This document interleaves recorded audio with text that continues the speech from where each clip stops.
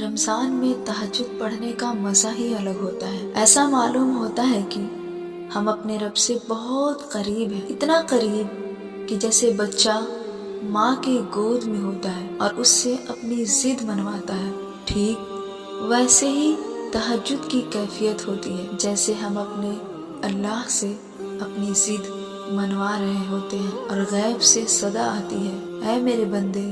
تو مطمئن ہو جا، تیری ضد پوری ہونے والی ہے۔ تو اگر آپ بھی اللہ سے کچھ مانگنا چاہتے ہیں، اپنی ضد پوری کروانا چاہتے ہیں،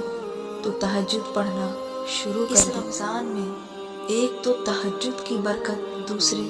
رمضان میں تہجد گویا کہ اس کی فضیلت اور بڑھ جاتی ہے اور اللہ اس مہینے کی برکت سے ہماری دعا قبول فرماتا ہے۔ تو آج سے آپ بھی تہجد پڑھنا شروع کر دیں اور دیکھیے انشاءاللہ آپ کو بھی وہ سب کچھ مل جائے گا